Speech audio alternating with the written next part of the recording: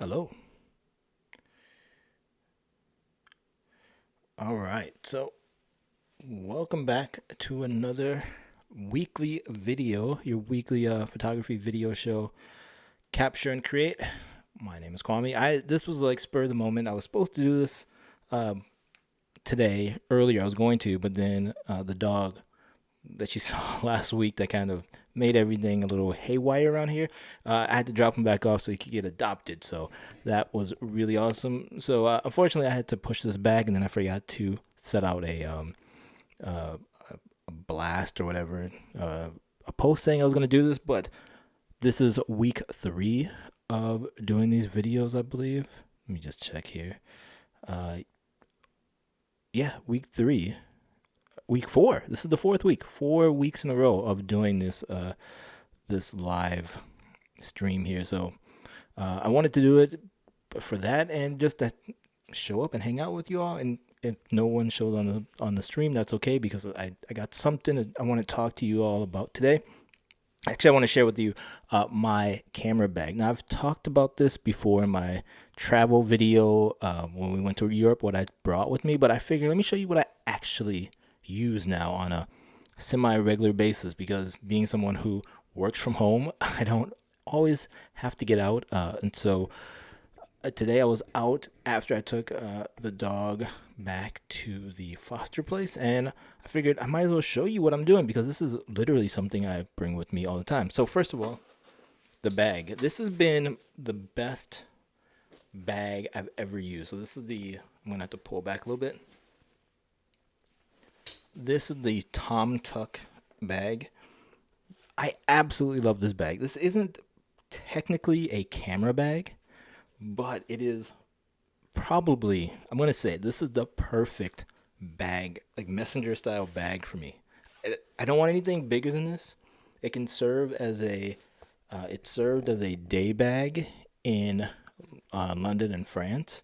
So that was great. It's a great everyday carry bag if you travel to an office. If you're just going on like a weekend trip and you want to have your clothes in one bag, gear in another bag, this works for that. So yeah, this has just been a great overall bag. I absolutely love this bag. So I highly recommend it. Again, it's not your typical photography camera bag. It's not a photography camera bag. It's just a really good bag that's pretty small, and I hate to say it, but it is kind of packed out. It's not full of gear. It's just the stuff I have in here is a lot. So, but yeah, I can show you what I have. So in the back here, the back of this bag, in the back of this compartment, I have a mask and cash, $10. I keep cash in there, I guess.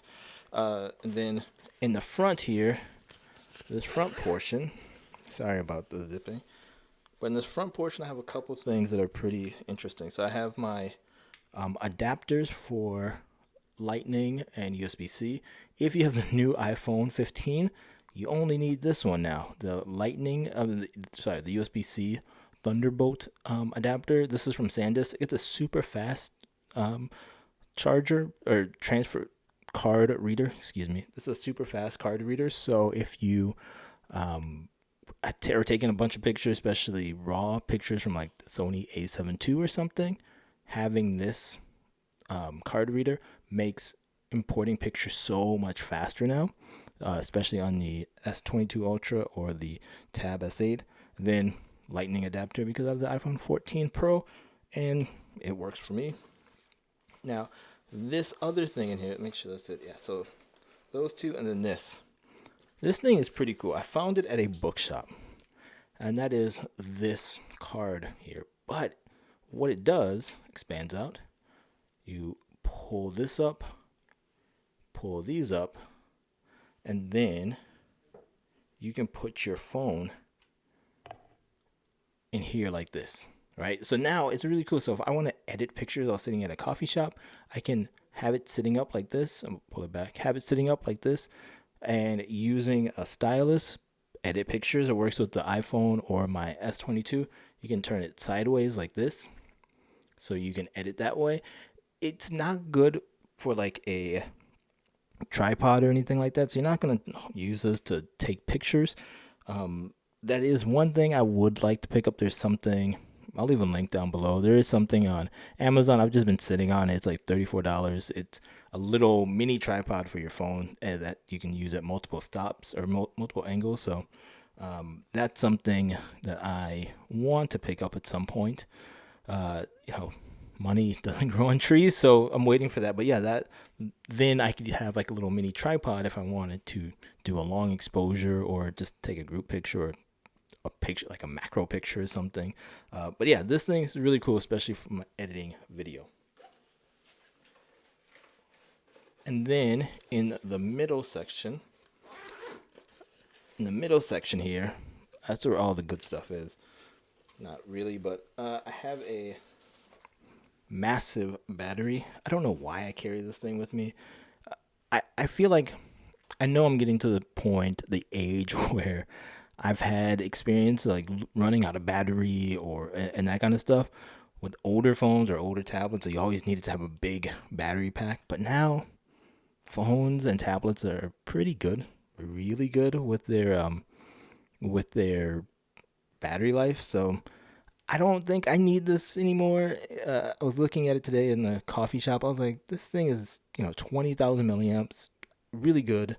I've had it forever. It works, but it is a tank, and so I probably won't be bringing this with me as much. I do have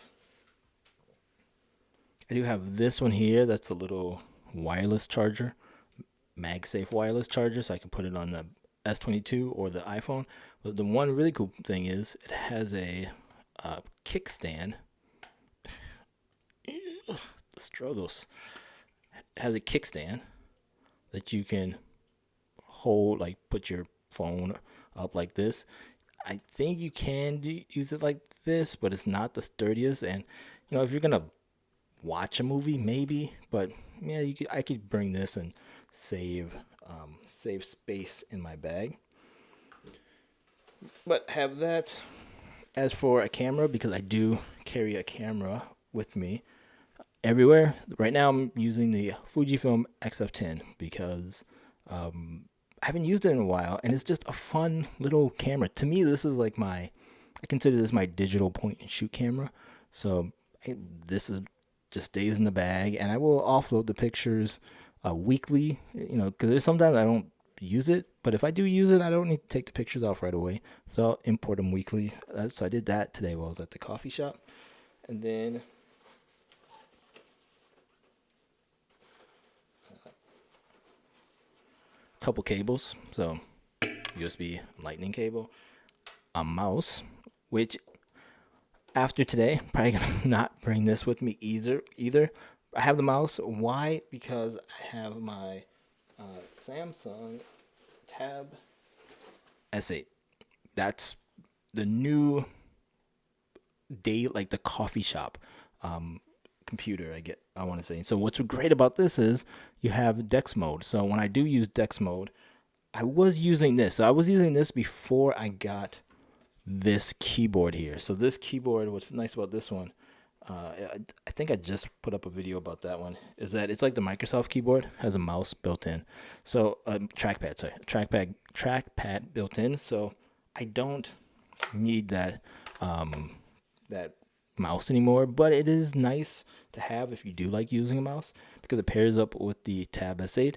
And so yeah, that's my realistic everyday carry, like photography gear. And what I like about the Tab S8 is, like the iPad and probably a Windows tablet that runs Lightroom. Now they just call it Lightroom. It used to be Lightroom CC, but just the light version of Lightroom. It's my Tab S8 can do everything I need to do when it comes to photography work. So like I said before, I imported pictures using my USB-C lightning adapters directly into Lightroom, and I was able to start getting them uploaded, flag the ones I wanted to flag. I probably will, I think going forward, I'll flag the ones I want to keep and then just delete the ones I don't, because I don't need to keep every picture. And maybe that's a video for another day, but I think the new workflow will be just deleting them off the spot and then start editing them if they need to. The nice part with the Fujifilm X-F10 and even the Ricoh GR3X, I don't find that I edit the pictures all that much. Maybe crop it here and there, but I mean, the pictures from this little point shoot camera is unbelievable. And I ranted, I think, last week that I wish Fujifilm came out with a new version of this with an updated sensor and just image stabilization, make it faster in lower light. That's it. Like, if they came out with that, I would give them all the money. Like, whatever you want for that, I would give you, because I really do like this camera. And again, I could get the Ricoh GR3, the regular one, but the Fuji colors are just amazing. So yeah, that's what I have in my bag, and that's what I want. That was the first thing I wanted to talk about. And the second thing was, I've been thinking about this with the new iPhone out. Everyone, and I'm not upgrading, and the iPhone isn't for me, but it's a really good phone. I think phones, any phone, Android or iOS, any of the newer flagship phones are amazing right now. So you can't go wrong. It's really just saying, like, do you like Canon? Do you like Sony? Do you like Nikon? Do you like Fujifilm? Whatever. Like, iPhone, Samsung, OnePlus, Google Pixel, like, they're all really good. And we're just splitting hairs. But I do see a lot of people talking about how the iOS and the Apple ecosystem is a better ecosystem for creatives. And having used the Tab S8 for over a month now, and the Galaxy S22 for over several months now, I don't think that's the case. And I've been a iPhone, iPad, Mac OS, like, I have all of that. But I think really, they're like, for at least the apps that I use, there's a lot of parity in it now. And I'm working on a video about Android and how it's actually really good for photographers, and it's not as scary as it used to be. Now, all the apps aren't on Android like they are on iOS, meaning there's some photo sharing apps and things like that aren't on Android yet, but Lightroom, Glass, Snapseed, VSCO or Visco, they're all there, and I use them. I don't use Photoshop, but I know Photoshop is a little bit better on iOS and Android. At least that was something I read a few months ago. They could have updated it, made it better, but there's a lot of parity between the two platforms now, and it's really coming down to Mac and Windows, iOS, Android. Like, it just pick what you like. And I also want to do a video. So that's one thing I've been thinking about in a video. I'll probably kind of dive deep on more and talk about my experience overall using it and all that. Because it's not all great. Like, there's some things that are frustrating, but it's like that on iOS. The other thing I was thinking about is window tablets. And for someone like myself, hold on, you guys. My son's outside, so I'm just going to be right back. I'm just going to tell him to keep it down just a little bit.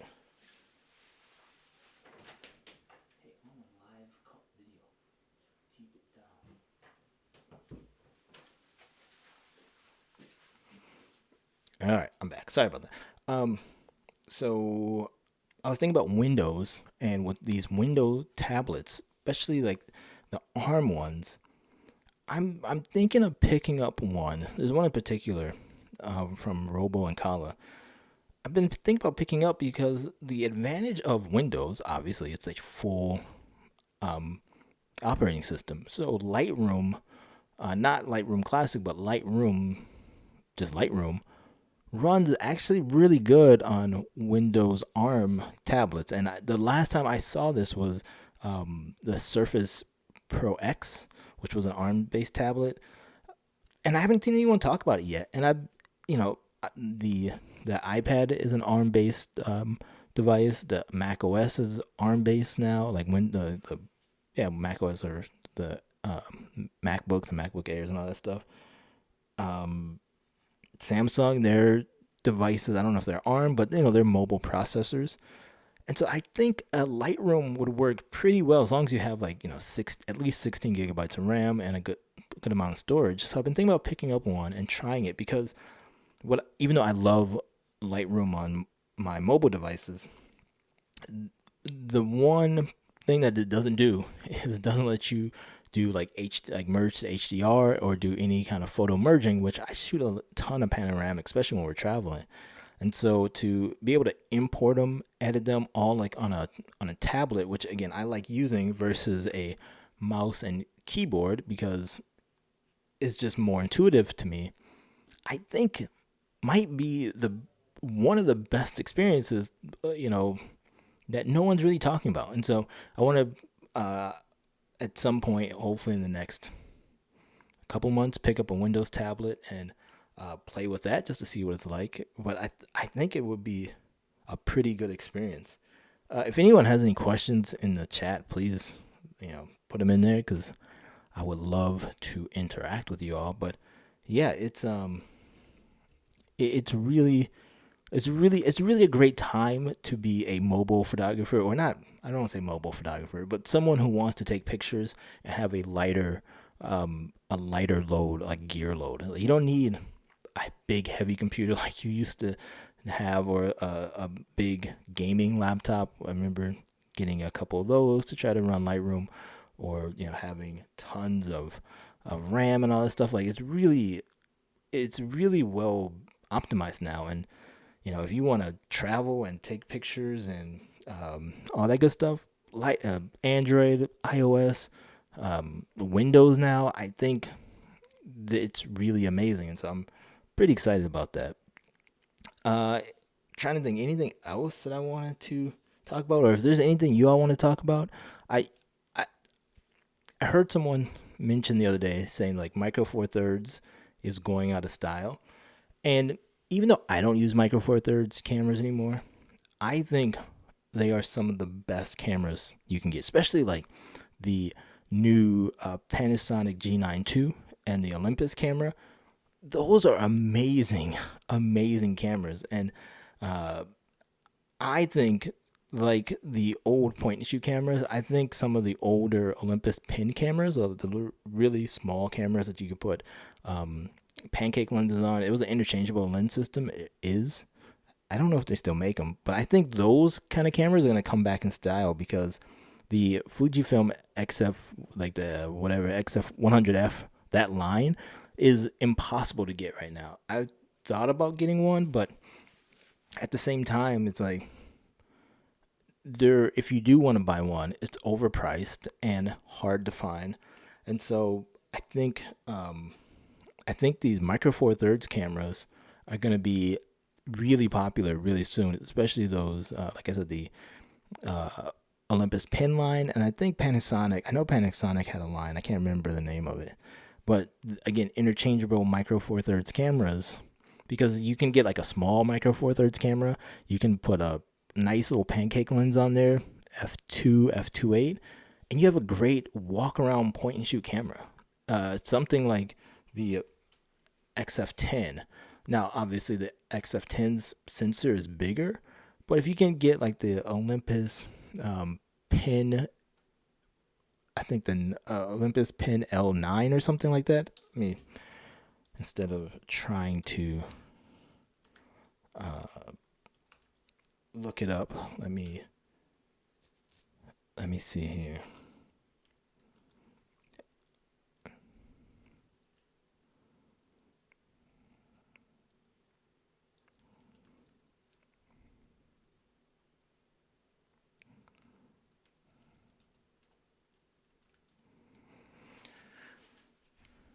All right, looking it up.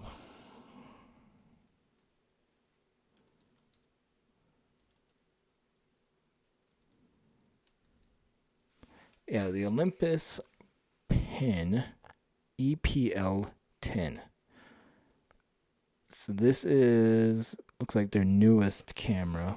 I'm just looking on Amazon.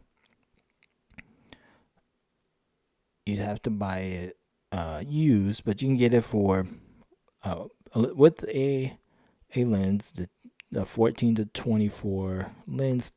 You can get it used for like under $650. And then Olympus has the Olympus GFX 85.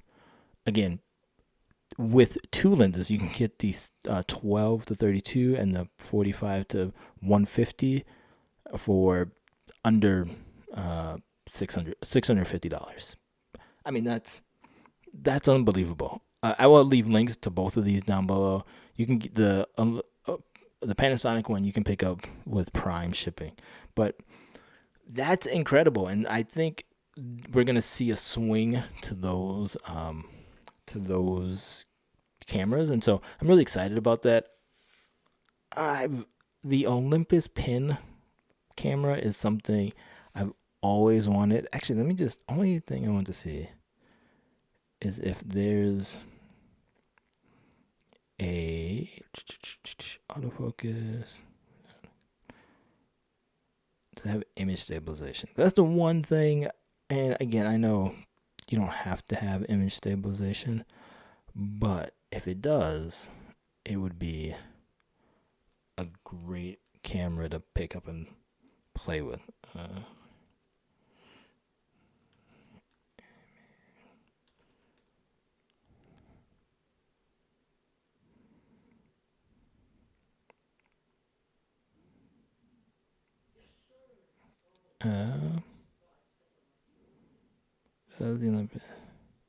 It does have 5-axis image stabilization. So that's really cool. Actually, I think this this is the Pen F. Oh no, this is the Pen F. That one does. I don't know. I have to look.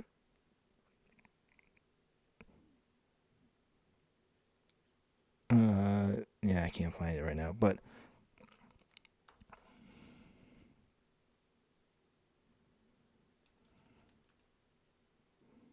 oh, so it does have 3-axis image stabilization. So that's pretty cool. It does have 3-axis image stabilization.